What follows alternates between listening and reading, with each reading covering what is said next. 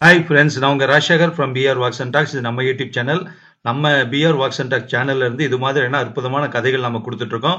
அதில் இந்த கதை ரொம்ப ரொம்ப யதார்த்தமான ஒரு சிறுகதை, படித்ததில் பிடித்த ஒரு கதையாக இந்த வீடியோலாம் நான் பதிவு பண்ணுறேன். இது மாதிரியான பல கதைகள் நீங்கள் கேட்கறதுக்காக நம்ம சேனலை சப்ஸ்கிரைப் பண்ணிக்கோங்க. உங்கள் ஃப்ரெண்ட்ஸுக்கு ஷேர் பண்ணுங்கள், ஒரு லைக் பண்ணிடுங்க, ஓகேவா?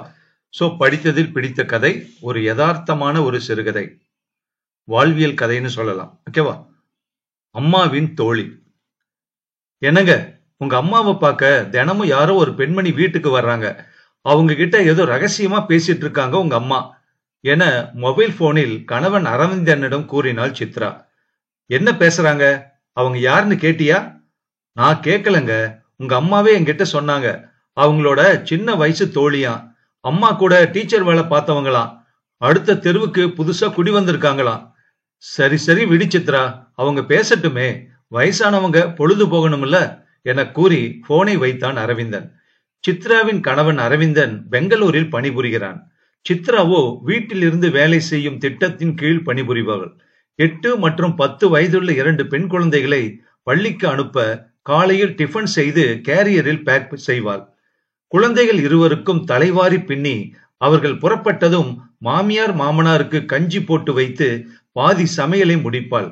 அதன் பின் அவளும் தயாராகி கம்ப்யூட்டர் முன் உட்கார்ந்தால் மதியம் 2 மணிக்குத்தான் அறையை விட்டே வெளியில் வருவாள். மாமியார் மரகதம் மீதி சமையலை முடித்து கணவனுக்கு பரிமாறி தானும் சாப்பிட்டு அவர்கள் அறையில் டிவி சீரியல் பார்க்க போய்விடுவார்கள். சித்ராவும் அறக்க பறக்க சாப்பிட்டு சமையல் பாத்திரங்களை சிங்கில் போட்டு கேஸ் அடுப்பை துடைத்து விட்டு ஆபீஸ் போன் அழைப்புகளை அட்டன் செய்ய அவள் அறைக்கு திரும்பவும் புகுந்து விடுவாள். 2-3 நாட்களாக இந்த பெண்மணியின் வருகை சித்ராவுக்கு பிடிக்கவில்லை. அவர்களின் பேச்சும் வருகையும் இவள் வேலைக்கு தடங்கலாக இருந்தது. மறுநாள் மீண்டும் அரவிந்தனிடம் போனில் சொல்லியே விட்டாள். அவங்க பேசட்டுங்க, அதுக்காக அந்த அம்மா வந்து இந்த காலத்து பொண்ணுங்க ஆன்லைன்ல வேண்டாத விதவிதமான பொருட்களை வாங்கி குவிக்கிறாங்க, பணத்தோட அருமை தெரியல அவங்களுக்கு, அப்படி இப்படின்னு என் காது பட பேசினா நல்லாவா இருக்கு? நேத்து குழந்தைங்களுக்கு 2 ஷூ ஆன்லைன்ல ஆர்டர் செஞ்சேன், அது வந்ததை பார்த்துதான் இந்த பேச்சு. அப்படியா? வம்பு தும்பு பேசுவதெல்லாம் அம்மாவுக்கு பிடிக்காதே சித்ரா. ஆமாங்க, ஆனா வந்த அந்த தோழி பேசினா அம்மா பாவம் என்ன செய்வாங்க? இரு நான் அம்மா கிட்ட நாளைக்கு போன் போட்டு சொல்றேன். யாருமா அது? தினமும் அரட்டை அடிக்க வரும் உன்னோட புது தோழின்னு.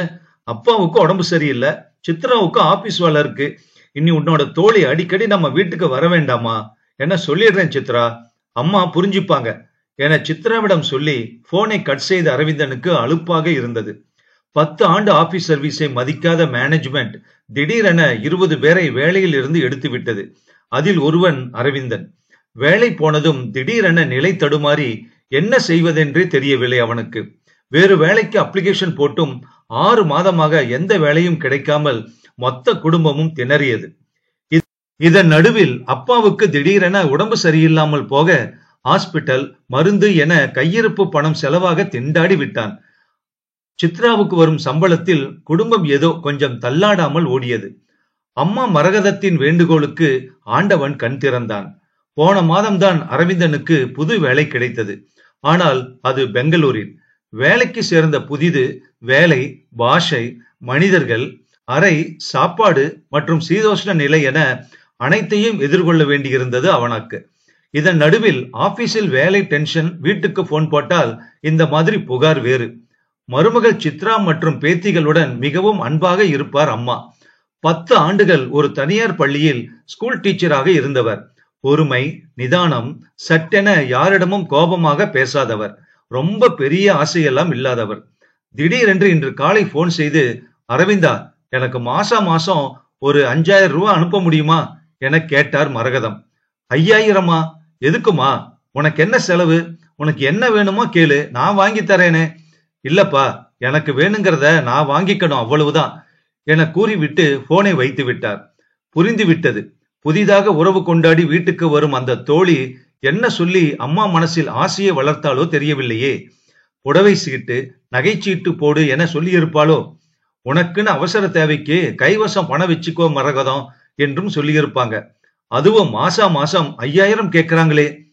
கண்டிப்பாக இது பாத்திர சீட்டோ புடவை சீட்டோ இல்லை, நகைச்சீட்டு தான், சந்தேகமில்லை. வெளியூரில் இருக்கும் தங்கை பிருந்தாவின் பெண்ணுக்கு 10 வயதாகிறது. அவள் பருவமெய்தும் சமயம் மாமா மாமி சீர் செய்ய வேண்டும். பாட்டி தாத்தாவாக அம்மாவுக்கும் செலவு இருக்குமே, அதற்காக சீட்டு போட்டு நகை பட்டு புடவை வாங்க போகிறாரோ எனவும் நினைத்து கொண்டான். மறுநாள் சித்ராவிடமிருந்து போன் வந்தது. நான் நினைச்சது சரிதாங்க. என்ன நினைச்ச சித்ரா, விவரமா சொல்லு. அதாங்க, வீட்டுக்கு தினமும் உங்க அம்மாவினோட தோழி வராங்கல்ல, இன்னைக்கு அவங்க வீட்டுக்காரரையும் கூட்டிட்டு நம்ம வீட்டுக்கே வந்துட்டாங்க. எனக்கோ ஆபீஸ் மீட்டிங். அம்மா எனக்கு அவர் அறிமுகப்படுத்தினாங்க. நான் ஒரு ஹாய் சொல்லிட்டு என்னோட அறைக்குள்ள போயிட்டேன். ஆமா, நீங்க போன் போட்டு அம்மா கிட்ட பேசுறதா சொன்னீங்களே, பேசுனீங்களா? இல்ல சித்ரா, பேசணும்னு இருந்தேன். ஆனா அதுக்குள்ள அம்மாவே நேத்து எனக்கு போன் போட்டு எனக்கு மாசம் 5000 ரூபாய் வேணும்னு கேட்டாங்க. எதுக்குமா உனக்கு அவ்வளவு பணம்னு கேட்டா, எனக்கு இஷ்டப்பட்டதை வாங்கணும்னாங்க. அந்த புது தோழி தான் ஏதோ ஓதிவிட்டு இருக்கணும். ஆமாங்க, அதுதான் எனக்கு சந்தேகம். அந்த தோழியோட கணவர் எங்கோ ஏதோ கடன் வாங்கி இஎம்ஐ கட்ட முடியாம பணம் முடை போல. அதான் அம்மா கிட்ட வந்து நேரடியா உதவி கேட்டிருக்காருன்னு நினைக்கிறேன். நம்ம கிட்ட சொன்னா நாம பணம் கொடுக்க ஒத்துக்கொள்ள மாட்டோம்ல. அம்மாவுக்கு உதவி செய்யும் இளகிய மனசு, அதான் உங்ககிட்ட பணம் கேட்டிருக்காங்க. அம்மாவுக்கு பணம் தேவைன்னா நாம கொடுக்கலாம். ஆனா யாரோ பட்ட கடனுக்கு நாம கொடுக்க கூடாதுங்க. நீங்க என்ன நினைக்கிறீங்க? அம்மா கிட்ட பணத்தை அனுப்ப போறீங்களா? அம்மா பாவ சித்ரா என வாய் சொன்னாலும் அரவிந்தனின் மனம் பின்னோக்கி ஓடியது. இதுவரை அம்மா என்னிடம் எதையும் கேட்டதில்லை. அப்பாவின் ஓய்வூதிய பணம் முழுவதையும் கேட்காமலேயே வீடு வாங்கும் சமயம் எங்களிடம் கொடுத்து விட்டாள். இதுவரை என்னிடமோ சித்ராவிடமோ புடவை, நகை, பணம் என எதுவும் கேட்டதில்லை அம்மா. நான் வாங்கி கொடுத்தாலும் கண்டிப்புடன் மறுத்து விடுவார். போதும்பா, வீணாக புடவையில பணம் போடாத, என்கிட்ட இருக்கிறதே போதும்.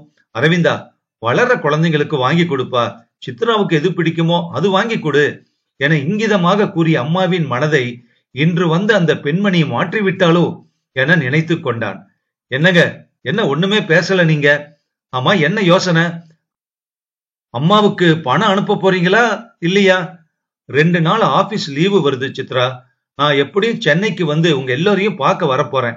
அப்பா அம்மாவோட நேரா பேசி அம்மா கேட்ட பணத்தை கொடுத்துடலாம்னு இருக்கேன் சித்ரா. அம்மா நமக்கு கொடுத்த 10 லட்சம் ரூபாய கொடுக்காம வங்கியில வச்சிருந்தா மாச வட்டியே 6000 ரூபாய் வந்திருக்கும். ஆனா தன்னோட தோழிக்கு கடனாக கொடுக்கறேன், உதவி செய்யறேன்னா பணம் கொடுக்க மாட்டேன். சரி, நான் வந்து பேசிக்கிறேன் சித்ரா, போன வைக்கட்டுமா என்றான் அரவிந்தன். விடுமுறையில் வீட்டுக்கு வந்த மகனிடம், அரவிந்தா, பணத்தை வங்கியிலிருந்து டிராப் பண்ணிட்டியாப்பா? ஏன்னா என்னோட தோழி இப்போ வந்துருவா, செக்கு கொடுத்தா கூட போதும் என்று ஆரம்பித்தாள் மரகதம். அம்மா, உங்ககிட்ட கொஞ்சம் பேசலாமா? என்னப்பா அரவிந்தா, இப்போ எதுக்குமா உனக்கு அவ்வளவு பணம்? அதுவும் மாசம் மாசம் கேட்கற? நகைச்சீட்டு கட்ட போறீங்களா? ஏமாற்றுபவர்கள் அதிகமா. உன்னோட தோழியின் கஷ்டத்துக்கு உதவ போறியா? பணத்தால பகை வருமா? பணம் கொடுத்து சேவை செய்யறது அதெல்லாம் வேண்டாமா பிளீஸ். ஆனா கண்டிப்பா பணம் 5000 ரூபாய் உனக்கு கொடுக்கறேம்மா, அதுல ஒன்னும் சந்தேகம் இல்ல. இனி நீ கஷ்டப்படக்கூடாதுன்னு தான்ப்பா பணம் கேட்கிற அரவிந்தா. என்னம்மா சொல்றீங்க? புரியலையே. அப்பாவுக்கு உடம்பு சரியில்லாத சமயம் நீ எதுவும் யோசிக்காம உன்னோட சேமிப்பு எல்லாம் ஹாஸ்பிட்டல் செலவுக்கு கொடுத்துட்ட. எங்களுக்கு மருத்துவ காப்பீடு இல்லாததால உனக்கு எவ்வளவு பண கஷ்டம் ஏற்பட்டதில்ல? இந்த காலகட்டத்துல வேலை எப்ப போகும், நோய் எப்ப வரும்னு யாருக்கும் தெரியாது. வேலை பளு, பண பற்றாக்குறையால வயதான நோய் தாக்குன பெற்றோர்களை பராமரிக்கிறதும் இந்த கால பிள்ளைங்களுக்கு சிறிது சிரமம்தான். ஆனா அதை எதிர்கொள்ளும் பக்குவமும் முன்னெச்சரிக்கையும் வேணும்ல. பேச்சு வாக்குல என்னோட தோழியின் கணவர் எல்ஐசியில இருக்கிறத அறிஞ்சுக்கிட்டேன். நம்ம வீட்டுக்கு வந்து வயதான பெற்றோர்களின் மருத்துவ காப்பீடு பற்றி விலாவாரியாக சொன்னார். ஒரே சமயத்துல 60000 ரூபாய் கொடுக்கறது உனக்கு சிரமமா இருக்கும்ல. மாசம் 5000 ரூபாய் கொடுத்தா அவ்வளவாக உன்னோட கைய கடிக்காது. நல்லதே நினைப்போம் அரவிந்தா. நோயோ பண கஷ்டமோ யாருக்கும் வர வேண்டாம். வருமுன் காப்பது நல்லதல்லவா? மருத்துவ காப்பீடும் சேமிப்பும் மருத்துவ சேவையை விட சிறந்தது அரவிந்தா. அதான் என்று அம்மா பேச பேச ஆச்சரியமாக பார்த்தான் அரவிந்தன். எவ்வளவோ முன்னெச்சரிக்கையாக யோசிச்சிருக்கேம்மா, ஆசிரியராச்சேம்மா நீ என அம்மாவை நினைத்து சந்தோஷத்தில் கண்களில் நீர் தழும்பியது அரவிந்தனுக்கு. அம்மாவின் தோழி சிறுகதை மற்றும் இந்த கதை சம்பந்தப்பட்ட கருத்தை இந்த வீடியோ கமெண்ட் பாக்ஸ்ல பதிவு பண்ணுங்க. நன்றி.